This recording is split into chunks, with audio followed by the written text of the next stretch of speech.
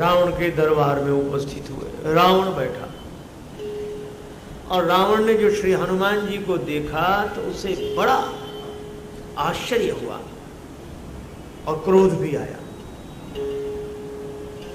आश्चर्य इस बात पर, रावण बोला कौन है तू?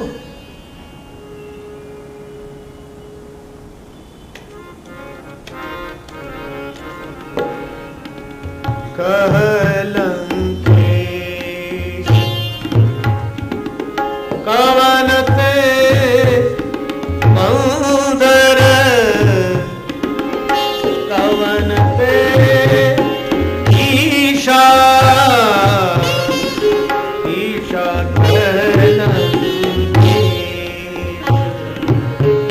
कवन ते ईशा केहि के बल पर डाले सी ईशा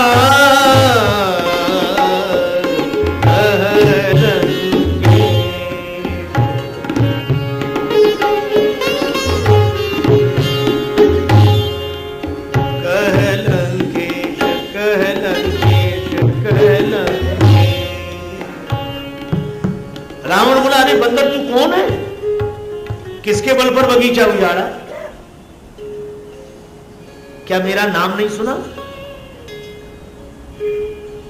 जरूर तूने मेरा नाम नहीं सुना है। अगर सुना होता तो ऐसा निडर नहीं दिखाई देता कि इधो श्रवण सुने से नहीं मोही, देखो अति असंक सठ तो ही। हनुमान जी मुस्कुराते रहे। हनुमान जी ने कहा डरना जरूरी है? तुम्हारे सामने जो आए वो डरे, यह आवश्यक है क्या? रावण बोला यहां जितने भी दिखाई पड़ रहे हैं ना, भ्रकुटि विलोकत सकल सभीता, मेरी भौं टेढ़ी देखते हैं तो सब डर जाते हैं। कौन? कर जोरे सुर दिसिप दिक्पाल देवता, सब डरते हैं। हनुमान जी ने कहा इसीलिए डरते हैं। क्यों? क्योंकि रावण वो तुम्हारी भ्रकुटि की ओर देखते हैं, तुम्हारी भौं की ओर देखते हैं, और मैं उसकी भ्रकुटि की ओर देखता हूं जिसके बारे में कहा भ्रकुटि विलास सृष्टि लय होई, सपने हो संकट परई की सोई। जिनकी बंक भ्रकुटि के भय से सागर सप्त उबलते देखा, भ्रकुटि विलास सृष्टि लय होई। हनुमान जी बोले मैं उनकी भ्रकुटि की ओर देखता हूं इसीलिए तुम्हारे सामने निडर हूं, और जो तुम्हारी भ्रकुटि की ओर देखेंगे वे तो डरेंगे। आहा।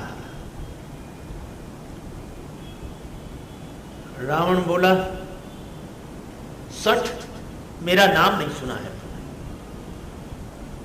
कौन है तू? हनुमान जी ने ये तो नहीं बताया कि मैं कौन हूं, बाद में बताया। पहले यह बताया किसके बल पर बगीचा उजाड़ा। हनुमान जी ने बड़ी सुंदर बात कही, रावण तुम पूछते हो किसके बल पर बगीचा उजाड़ा, मैं कहता हूं कि तुमने किसके बल पर सारे संसार पर विजय प्राप्त की। बल तो एक ही है और एक का ही है। जाके बल लवलेस ते जिते चराचर झारी, झारी तासु दूत में जाही कर हरियाने हूँ प्रियदारी। जिनके बल पर तुमने सारे संसार पर विजय प्राप्त की, उन राम जी का मैं दूत हूं, दास दूत। रावण मैं एक बात कहता हूं, विनती करो जो कर रावण, विनती करो कर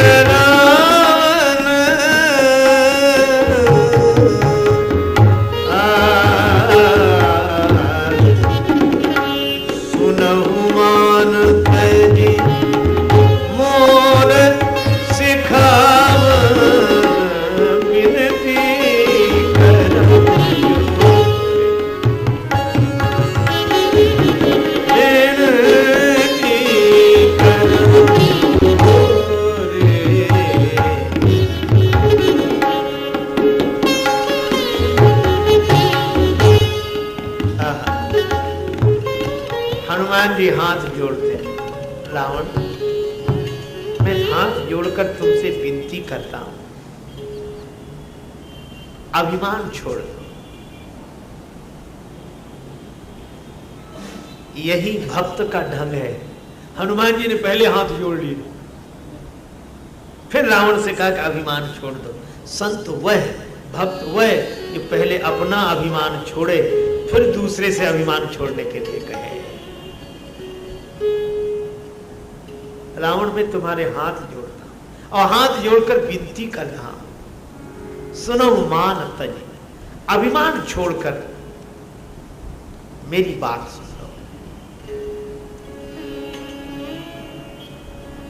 तुम साधारण कुल में जन्म लेकर नहीं आए हो, ऋषियों की परंपरा में तुम्हारा जन्म हुआ है।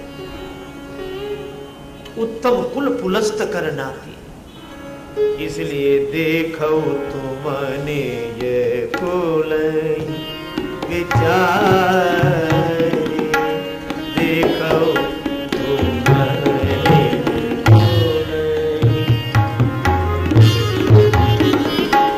विचार,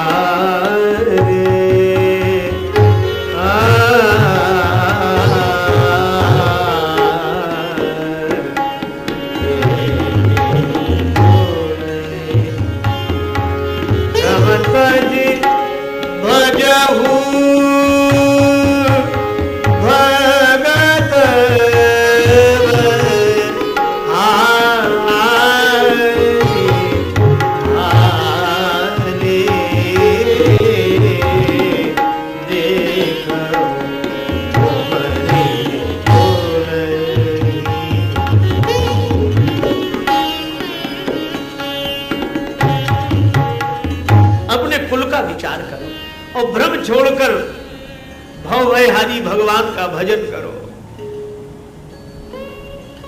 हनुमान जी ने कितनी सुंदर बात कही। हनुमान जी रावण से कह रहे हैं कि भ्रमतज भजो, भगवान का भजन करो। क्यों? क्योंकि राम भजे गति के ही नहीं पाई।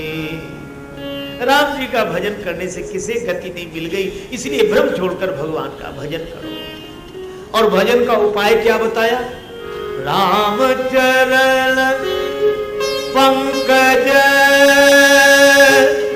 उन धर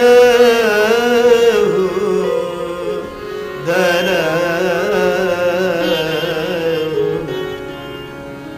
लंका अचल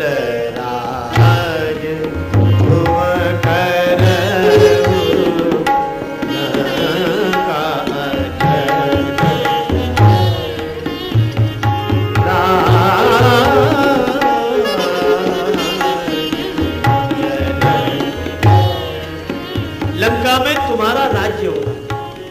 अब इसमें एक संकेत बड़ा सुंदर है। रावण राज्य पद पर बैठा है और हनुमान जी कहते हैं मैं तुम्हें पद छोड़ने के लिए नहीं कह रहा हूं, बल्कि मैं तो चाहता हूं कि ये पद तुम्हारा न छूटे। फिर मैं तुम्हें पद छोड़ने के लिए नहीं कह रहा हूं, मैं तो तुम्हें भगवान के पद से जोड़ने की बात कह रहा हूं। भजन का यह अर्थ नहीं कि आप जहां हैं वो छोड़ दें, आप जहां हैं वहीं रहें, पर वही अविचल हो जाएगा। वह सुख, देखो अगर सुख भोग से जुड़ा रहा तो अविचल नहीं होगा, और सुख अगर भगवान से जुड़ गया तो अचल हो जाएगा। रावण ये पद अगर अभिमान से जुड़ा रहा तो अविचल नहीं होगा, और यह पद अगर भगवान से जुड़ जाएगा तो अविचल हो जाएगा। लंका अचल राज तुम करो।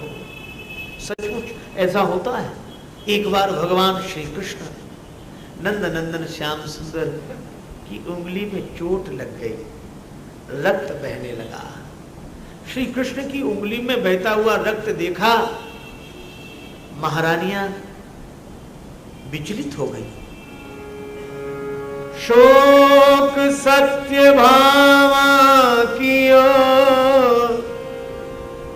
रुक्मणी रोई धाय धाय।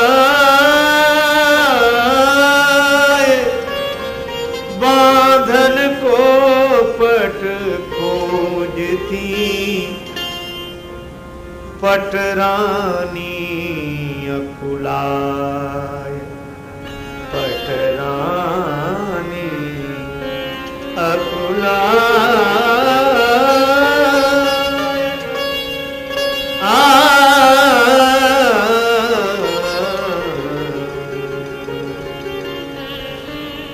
सत्यभामा शोक से भर गई, रुक्मणी रोकर दौड़ी, पटरानियां पट खोजने लगी।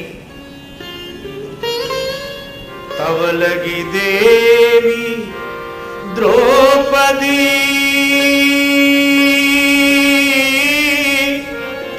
ने देखे यदुवीर, अंगुरी बांधन को तुरत चीर्यो अपनो चीर, चीर्यो अपनो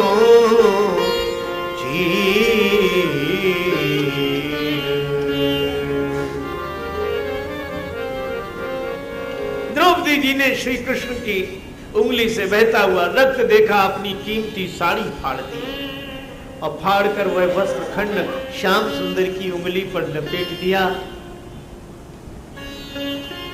श्री कृष्ण ने द्रौपदी जी की ओर देखा, बहन इतनी कीमती साड़ी फाड़ दी?